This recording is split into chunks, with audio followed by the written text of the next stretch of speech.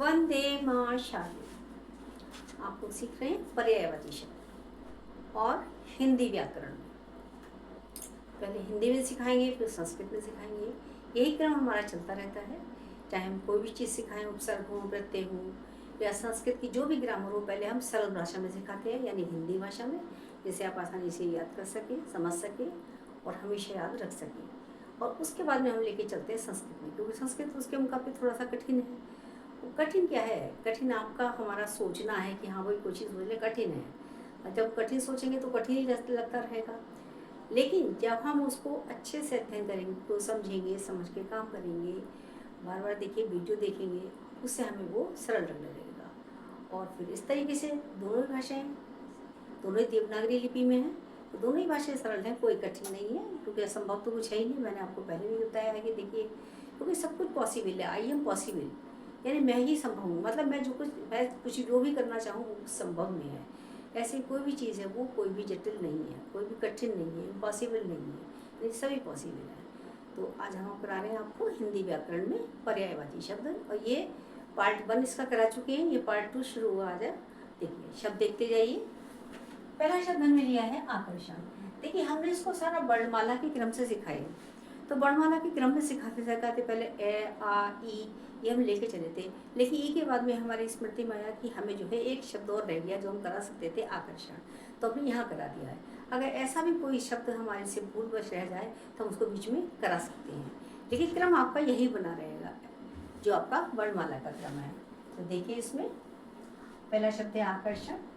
आकर्षण का मतलब होता है यानी कि अट्रैक्शन, इंग्लिश में अट्रैक्शन, ठीक है। इससे भी आप आसानी समझ सकते हैं, इंग्लिश में कहते हैं इसको अट्रैक्शन।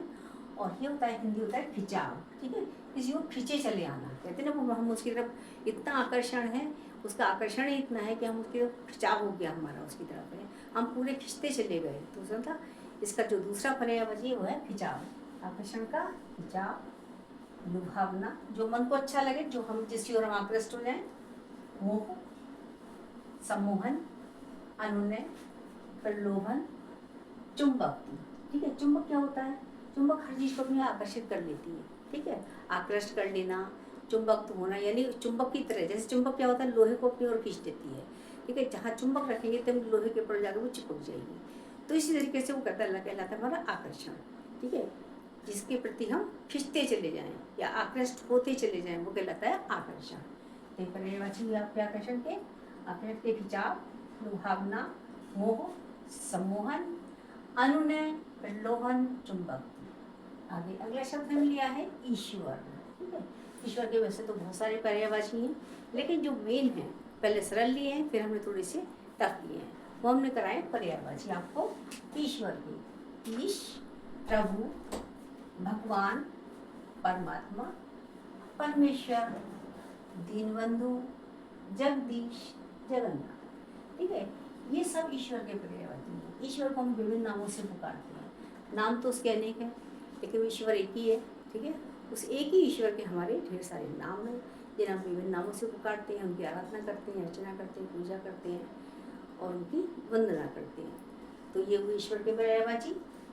आगे शब्द है उन्नति, ठीक है, यानी कि तरक्की होना, सफलता मिलना, सक्सेस होना इंग्लिश में। तो इसके पर्यायवाची क्या है? विकास, विकास होना, प्रगति होना, उत्थान, उत्कर्ष, अभ्युदय, ठीक है। देखिए, उत्थान, उत्कर्ष, अभ्युदय थोड़े से अलग शब्द हैं, अलग तो नहीं है, लेकिन इसकी अपेक्षा थोड़े कठिन है। तो उनको हमने बाद में लिखा है। लगना आपको सभी होना चाहिए, सभी आपकी स्मृति में होना चाहिए।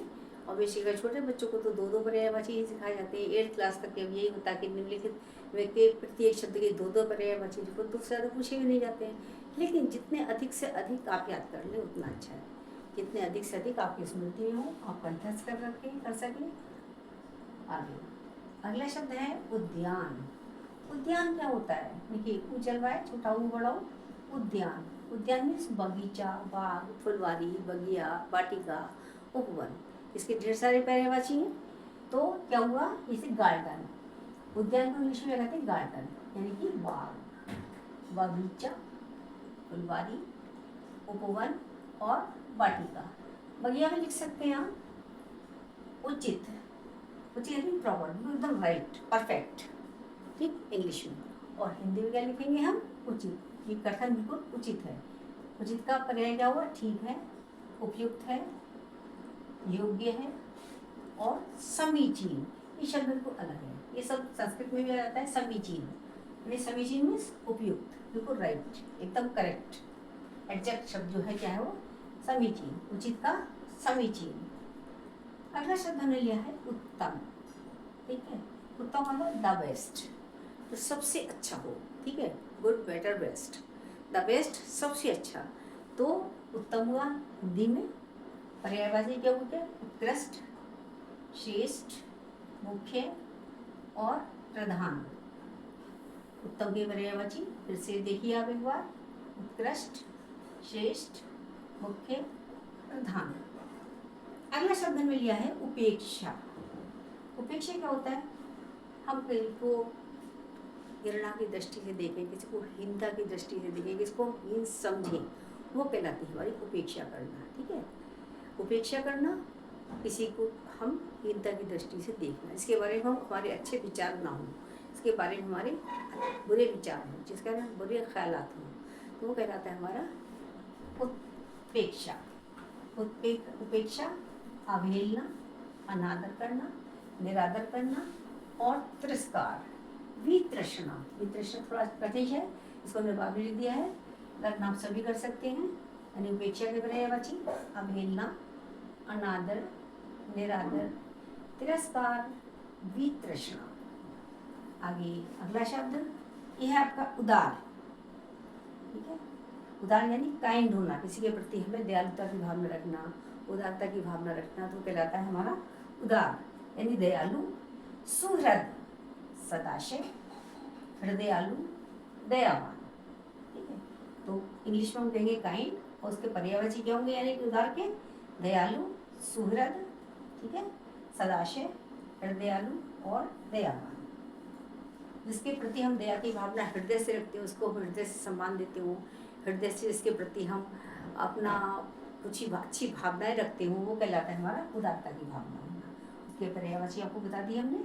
आगे देखिए उज्ज्वल, उज्ज्वल, उजाला, चमकीला, स्वच्छ, प्रकाशित, दीप्त, कांतिमान। देखिए दीप्त और प्रदीप्त दोनों एक ही शब्द से हैं, बस त्रय इसमें उपसर्ग लग गया है, तो कहीं कहीं उपसर्गों के माध्यम से जब उपसर्ग लगा देते तब भी अर्थ चेंज नहीं होता है। चाहे दीप्त प्रदीप्त एक ही बात है। उपकार परोपकार दोनों जो है, पर उपसर्ग लगने के बाद भी इसमें जो है ये इसका अर्थ नहीं बदला। उपकार में पर उपसर्ग लग गया, दीप्त में प्रय लग गया, लेकिन इसका अर्थ नहीं बदला। कहीं कहीं उपसर्ग लगने के बाद भी अर्थ नहीं बदलता है, इस तरीके से यहाँ पर नहीं बदला है। चलिए ये तो बात की बात है, हम पहले करा चुके हैं, स्मृति में आपको दोबारा से हमने शामिल कर दिया आपकी। अब आगे ये शब्दों को देखना शुरू कीजिए।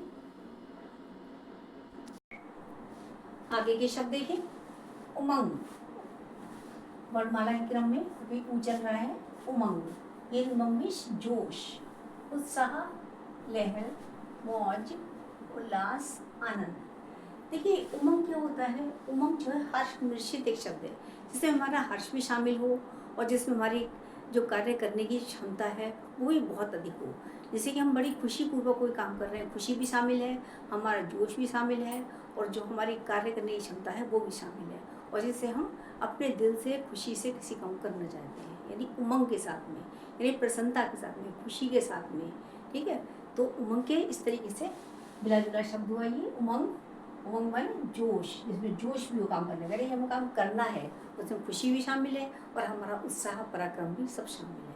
तो इस तरीके से उमंग के जो पर्यायवाची होंगे, जोश होगा, उत्साह, लहर, मौज, उल्लास और आनंद। अभी हमने अगला शब्द लिया है ऊंट, ठीक है। ऊंट सभी जानते हैं, जब छोटे बच्चों को हम सिखाते हैं ऊंट क्या होता है। ऊंट को रेगिस्तान का जहाज कहते हैं, ठीक है। तो मरुयान, मरु माने मरुस्थल का, और यान माने जहाज, यानी मरुयान जो कहाँ पर चलता हो? रेतीले स्थान पे। कहाँ पर है वो? जैसे राजस्थान में, तो उसको क्या कहेंगे हम? मरुयान, यानी कि जो जहाज है वो कहाँ का? रेगिस्तान का जहाज, यानी कि मरुयान, ठीक है। उनके पर्याय थे मरुयान, ठीक है। क्योंकि ज़्यादातर काम जो है वो ऊँटों पर सामान लादने का, ले जाने का होता है, ऊँट की सवारी की जाती है, तो इसलिए उसको मरुयान कहा जाता है। यानी मरु माने मरुद्यान का, यान माने जहाज, यानी मरुद्यान का जहाज, मरुयान।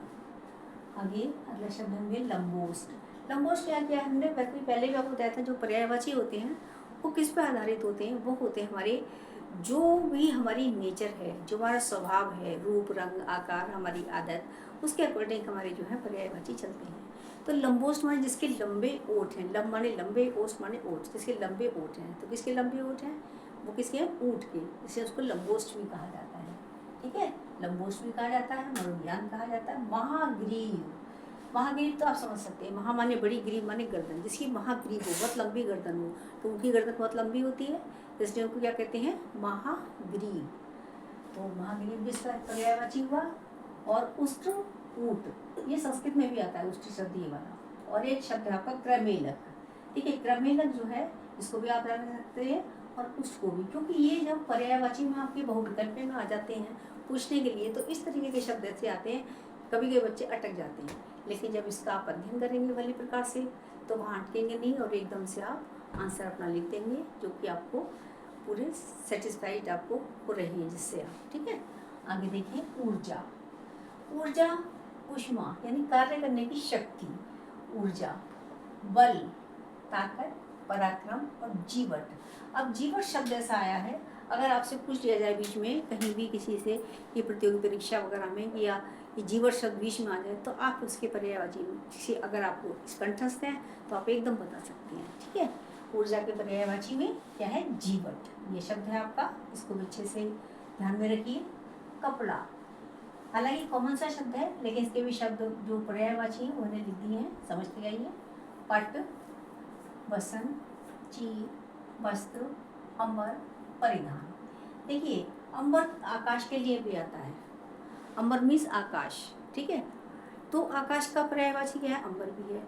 लेकिन कभी कभी जब अनेकार्थी में लिखने के लिए आ जाते हैं, तो उसमें बच्चे थोड़ा गड़बड़ा जाते हैं। ठीक है, लेकिन हम आपको अनेकार्थी भी कराएंगे, और ये पर्यायवाची तो करा ही रहे हैं, तो दोनों में अंतर भी आप समझ कर रखेंगे।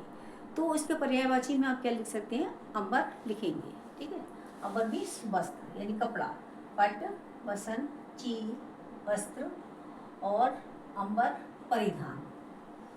कमल, देखिए कमल, कामदेव, कुछ शब्द ऐसे इनके बहुत बहुत सारे पर्यायवाची हैं, लेकिन जो बहुत खास हैं, पहले शुरू के तुमने 3 बिल्कुल आसान वाले लिए जैसे सभी बच्चे याद कर सकें, और आगे के थोड़े हमने कठिन लिए हैं, जिससे कि आपकी जो परीक्षा है जिसमें आप बैठने जा रहे हैं, या आप अध्ययन कर रहे हैं या अध्यापन कर रहे हैं, उनके लिए भी, दोनों के लिए आवश्यक है।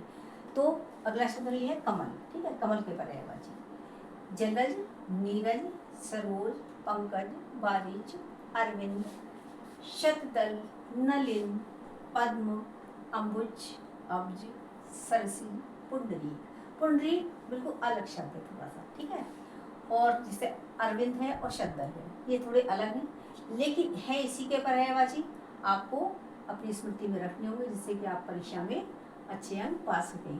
और यदि आप पढ़ा रहे हैं, अध्यापन कर रहे हैं, तो दूसरे अपने बच्चों को भी अच्छे से शिक्षा दे सकें। देखिए इनके नाम क्यों पड़े हैं। कमल, कमल का उत्पन्न होता है जल में होता है। ठीक है, इसका नाम है जलज, जल में उत्पन्न होने वाला, इसलिए इसका नाम जलज है। नीर, नीर माने भी जल होता है। अज यानी नीर में जन्म लेने वाला, नीर में जन्मने वाला, पनपने वाला, बढ़ने वाला, तो नीरज हो गया। सरोज यानी सरोवर, सरोवर में उत्पन्न होने वाला। पंकज, पंक माने था कीचड़, क्योंकि जो तालाब होते हैं उसमें कीचड़ होती है, और कीचड़ में ही कमल का ये उत्पत्ति होती है, तो इसलिए इसको पंकज भी कहा जाता है। बाली, बाली माने जल, उसमें अज यानी उत्पन्न होने वाला। अरविंद, ठीक है, अरविंद तो अपने आप में पूरा जो है कमल का पर्याय है। शतदल, इसके शतदल हूँ। नलिन, नलिन भी इसका पर्यायवाची है। पद्म, पद्म माने कमल होता है। अम्बुज यानी उसमें किसमें जन्म लेने वाला, अम्बु माने जल में उत्पन्न होने वाला, अब्ज भी कहा जाता है इसको। सरसी, सरोवर में उत्पन्न होने वाला। और पुंडरीक बिल्कुल थोड़ा सा अलग शब्द है। पुंडरीक शब्द है वो आपका अलग है, उसको आपको अच्छे से स्मृति में अपनी रखना होगा, जिससे कि आप गलती ना कर सकें। पुंडरीक शब्द आया है, लेकिन अनेकार्थी में पुंडरीक शब्द अन्यत्र भी प्रयोग हुआ है, वो भी आपको सिखाएंगे। अगला शब्द है कामदेव। मदन, मनोज, रतिपति, ये आसान वाले शब्द ले लिए। मार, मार भी बोलते हैं इसको हम। कांते के पर्यायवाची मनमत आता है, अनंग, मकरध्वज, पंचशर, कंदर्प, हरिपु, विश्वकेतु, काम। ये विश्वकेतु, मनमत, मकरध्वज, कंदर्प और ये पंचशर, ये कुछ नाम थोड़े से जो सिंपल हैं उनसे थोड़े से कठिन है। अब देखिए इसको अनंग क्यों कहा जाता है, क्योंकि भगवान शिव ने इसको भस्म कर दिया था, नष्ट कर दिया था, खत्म कर दिया था। अन अंग, जिसके अंग ना हो, जो बिना अंगों वाला हो, तो बिना अंगों वाला यानी कि कामदेव, इसलिए कामदेव के पर्यायवाची में अनंग शब्द भी आता है, यानी कि कामदेव का पर्याय क्या है, अनंग भी है, यानी बिना अंगों का अनंग। मकरध्वज कहा जाता है इसको, पंचशर, 5 शर वाला, और कंदर्प, हरिपु यानी ईश्वर, भगवान का शत्रु, विश्वकेतु और काम। इसकी भी बहुत सारे पर्यायवाची हैं जिनके ज्यादा हमने 2-2 लाइन में ढेर सारे लिखवा दिए। अब अगला शब्द मिल गया का से ही किरण, अंशु, कर, रश्मि, मरीचि, मयूख। तो ये शब्द भी आप याद करिए, कंठस्थ रखिए, अपनी स्मृति में रखिए। अगला शब्द है कोयल।